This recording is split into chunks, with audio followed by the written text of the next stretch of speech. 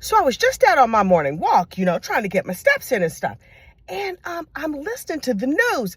You know, by the news, I mean TMZ, right? So I'm listening to the news, and they're talking about this girl, Celeste something or other. I don't know her name. This is what I know. She's like a 14-year-old girl, and they recently found her body. Oh, it's terrible.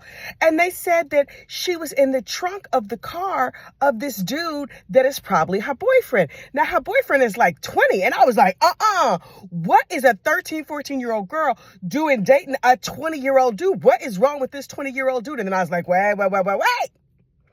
Let me just pause for a moment because I don't know the entire story. TMZ hasn't told me yet. And then I was like, ooh, this reminds me of that one time.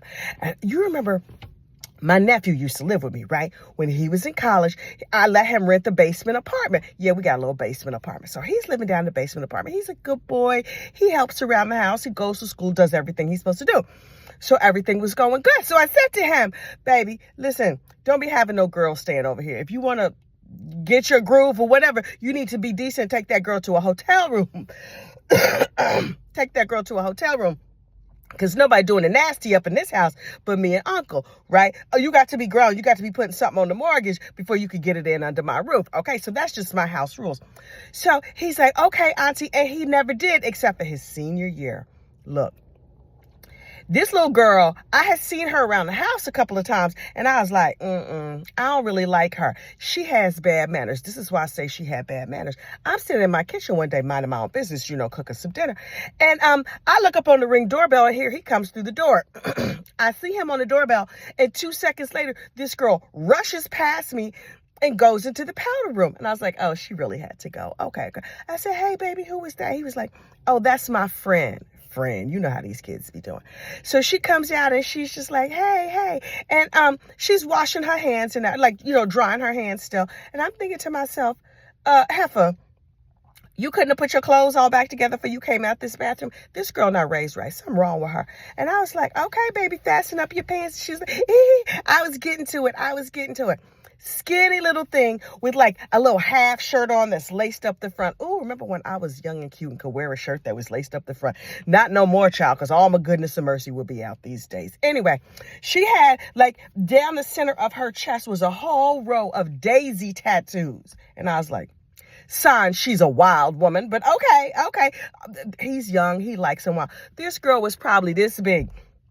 And first of all, even after she came out the bathroom, she didn't say hello. Oh, you just got no manners. You just go come in my house, rush past me, go to my bathroom, come out the bathroom door, drying your hands. Praise God, she washed her hands. But I can see your panties. Ma'am, you should have zipped them pants before you walked out the bathroom. But okay, I'm going to let it go. And so my little nephew was like, no, we just picking up some stuff and we'll be back. So he goes down to the basement apartment and grabs some of his book bag, whatever he was going to get. And they left. Okay, fine. And I was like, I don't know who that stank heifer is, but she don't have to come back. Cut to 3 days later, he's texting me, Auntie, I need your help. Oh, baby, what's wrong? Is everything okay? He said, yeah, Teensy is here and she's sick. Who's Teensy and what kind of sick? Like, do I need to call the 911 or just, you need like a Band-Aid or something? I don't understand. He said, can you come downstairs? So I go downstairs and there's throw up on my laundry room floor. Oh, she must have the flu because I know she was not drinking and getting sick up in my house. I bet you she was not. So I said, what's the problem? And he was just like, oh, she's not feeling well. Smell like liquor down here to me. And also it's early in the morning. Did this heifer spend the night? No, see, Auntie, what happened was we got home late and she wasn't feeling good and I just let her lay down, blah, blah, blah. He told me some story that felt in my spirit like it was a lie. But I was like, okay, I'm going to let it go. I promise you, I'm going to get to the part. This girl is still alive, but this rapper and this dead girl reminded me of this story. So I was like, okay. So he went on and took her home or whatever. But I was like, we're not doing this. You have been here for 4 years. You are a senior now. You've been a good boy. Don't get your ass in trouble because I'll throw you out. I love you and I love my sister like cooked food, but I will throw your ass out of my house. And he was like, no, Auntie, I know. Cut to a month later and he's like, Auntie, comes waking me up out of my bed. Now, I was asleep. I get up early, like 4:35 o'clock in the morning. He woke me up. So it was like 3:15 or something. He said, Auntie, we have a problem. What is the problem? Is the house on fire? The house better be on fire if you don't woke me up. No, it's Teensy. First of all, I know her mama ain't named her Teensy. He said, Teensy wants to go home. First of all, why is Teensy spending the night at my house? Didn't I tell you about that rude heifer with the tattoos down her titties and stuff? Her? And he was just like, yeah, auntie, it's a bad problem. It's a bad problem. I said, what? I'm going to reserve judgment. Meaning, I'm going to reserve this ass beating you about to get for a minute until you tell me this whole story. I want to make sure everybody's alive and I'm not going to be in trouble with the police or nothing, right? So he said, what had happened was she didn't have no place to stay last night, so I said she could stay here. You know I was heated, right? So he said, but now she's mad at me and she doesn't want me to drive her home. Okay, that is what Uber is made for. Why am I involved? You could have avoided my wrath by putting this heifer in an Uber and sending her on to wherever she gonna go, right? And he said, yeah, she wants you to drive her home. Me? Clearly, this girl has bad judgment. She couldn't read my energy that I think she's trash. I mean, I think she's beneath you. I don't, Is she in college too? She one of your little college friends? He was like, auntie, it's a long story. She just wants to talk to you. I said, what is her name? He said, Teensy. I said, I know her mama ain't named her Teensy. What is her name? Oh, her name is Tina. But because she's small, everybody calls her Teensy. I wish I knew her middle name because I would have been like, Tina Marie, whatever her name is, get up here. So I said, Tina, can you please come upstairs and meet me in the kitchen? And so she comes upstairs and she mouth stuck out mad. And she has like a little cut on her finger. I said, what is the problem? I'm mad at him and I don't want him to drive me home. I want you to drive me home.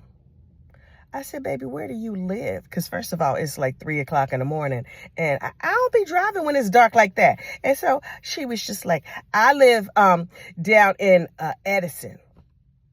Edison? That's over an hour from my house. What I'm going to look like driving you behind to Edison? That's not what I said. What I said was, okay. So my nephew went downstairs to gather up to the last of her things. And, I turned on my recorder because I was like, this heifer not going to have me all caught out here saying I did terrible things to her. I don't know what kind of heifer she is. So he said, I just slipped, bloop, turned on the little record function on my phone. My phone was still facing down, but the sound was working just fine. And so I said, now listen, Tina, baby, I understand. She said, well, he had a fight. Me and him had a fight, and I'm mad at him. And I said, what's this cut on your finger?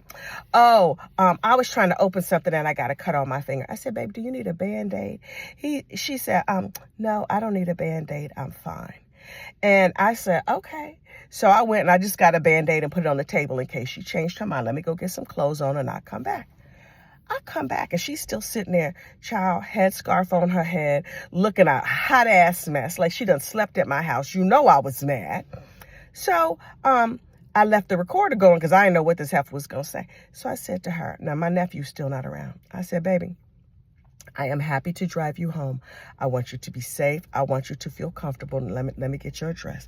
So she gives me her address and I'm writing it down. And I said, it's important for me that you understand that, like I said, I'm happy to take you home, but you're not allowed back at my house. Because, I ain't like the heifer there, no way. I didn't want her at my house. And she said, I don't want to be at your house. Ma'am, this is no. You're not going to get me out my character this early in the morning. I said, you know what, Miss Teensy, this is what I'm going to do. I'm going to call an Uber for you. So that way you could get home and everything can be good. And she said, fine. I said, okay.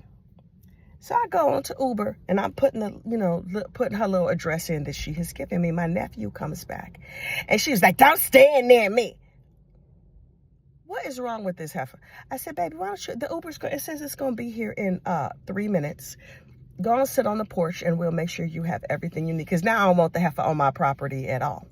So she stomps out the door and is sitting on my front porch. And I said, nephew. He was like, auntie, I know, but I'll explain more later. You sure as hell will, because you about to be out here in these streets with this trifling heifer you done brought up in my house. So she goes outside and she slammed the screen door. Now listen, the handle on the screen door is a little bit, I don't know what's wrong with it. I think it needs a new screw. I don't know what's wrong with it. She slammed the screen door. Then she decided to come back in the house and she starts yanking on the screen door and it's not opening the way she expects. So she starts screaming, yanking my door and kicking the door. You locked me out. How you gonna lock me out? Ma'am, no. She's like, I'm gonna call the police and tell them that he assaulted me, like in the intimate way. I was like, no, ma'am, no, this is not what we're gonna do. You can't lock me out. Well, yes, the F I can. So I walked over to the door like I was gonna open it. She took a step back and I closed the big door, the wooden door, and I did lock her out. She is losing her mind on my front porch, screaming, banging down my door. Ma'am, now it's just about 4 o'clock and she's losing her mind. I said, ma'am, listen, please don't make me call the police on you. Your Uber will be here in a few minutes. She is fully vandalizing my door, screaming her head off. So I called 911. Now, you know I'm a true crime fan, so I did what I do. I called 911. I know that 911 starts recording before they pick up the phone.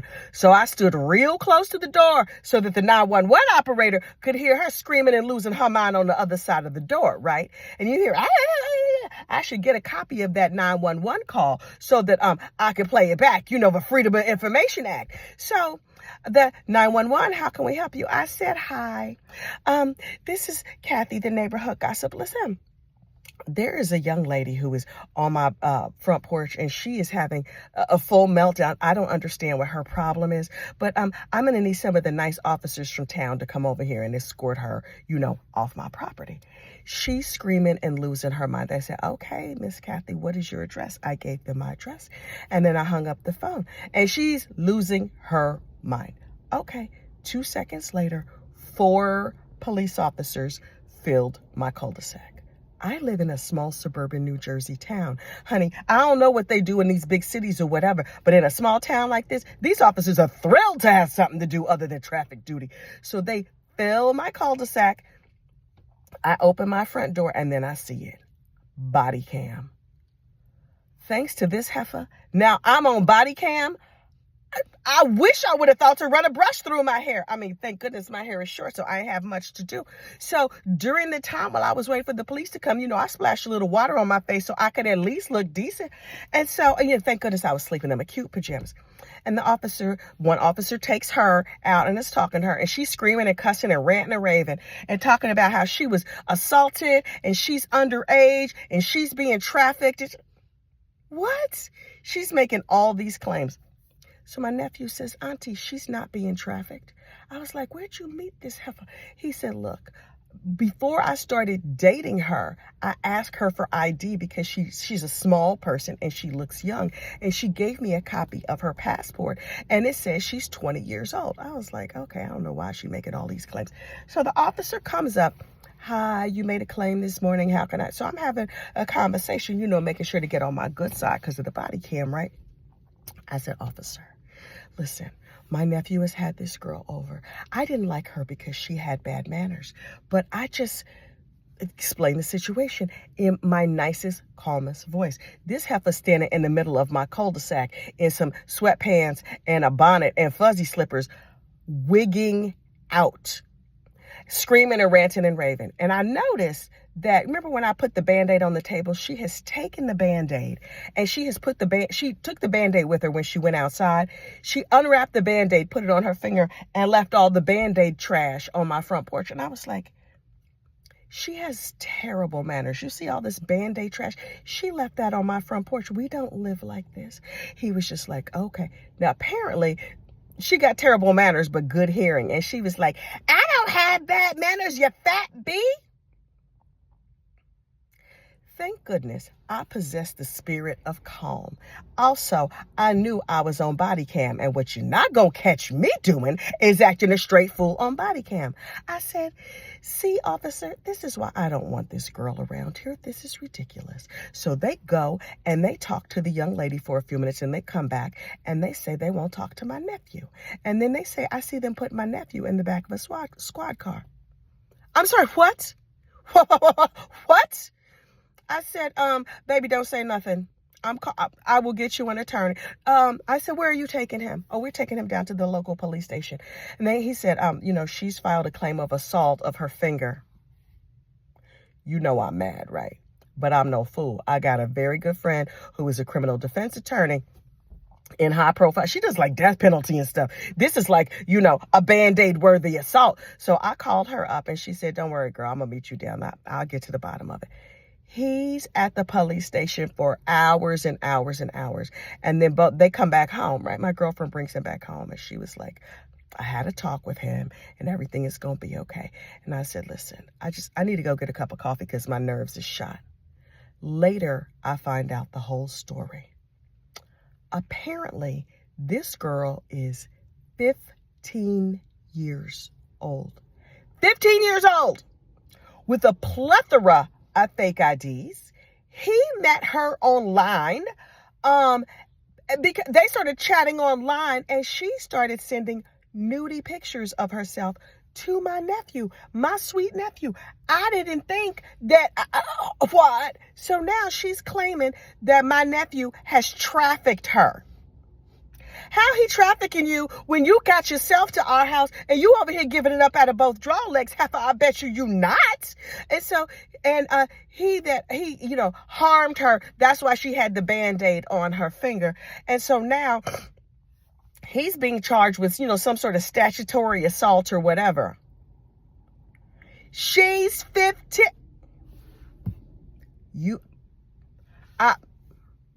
I did not have words for how mad I was. And so I was mad at him.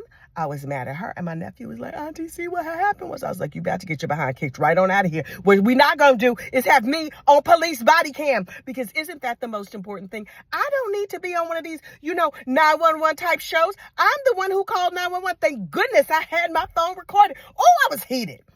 Come to find out, this girl, they found out after they started dating that she was selling nude pictures of herself online. And the police told the lawyer and told my nephew, listen, if she ever sent you any of those nudes, you have to delete them because that's CSAM, child abuse material.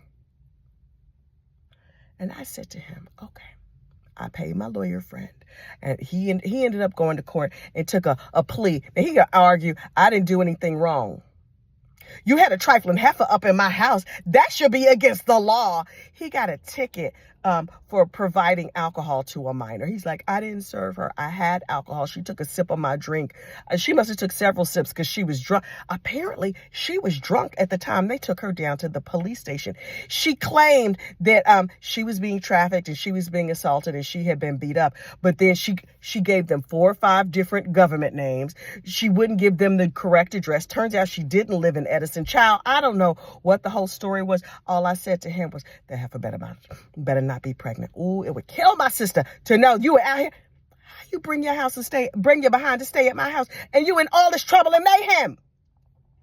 So after that, I was like, okay, he went ahead and graduated. He has a good, decent life now. I'm living in terror. This heifer gonna pop up and be like, surprise, here's the baby we made together. I've been keeping an eye out. We paid the legal bill. He paid his little ticket.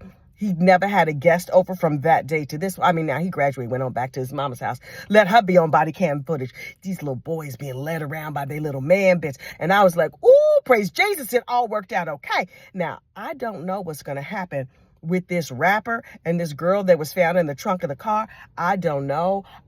I don't know all the details because, TMZ haven't told me yet. But I was like, ooh, it takes me back, y'all. Be careful with these children. But I made rules. I tried to protect myself. But it ain't work out that good. It's a whole mess. But look, at least I'll look good on that body cam footage. Now listen, my sister does not know I'm telling y'all this, because I do have real live family members. And this is a real true story. Now, some of the details have been lightly fictionalized to protect the innocent and the guilty. So listen, keep this between us. You ain't heard none of this from me.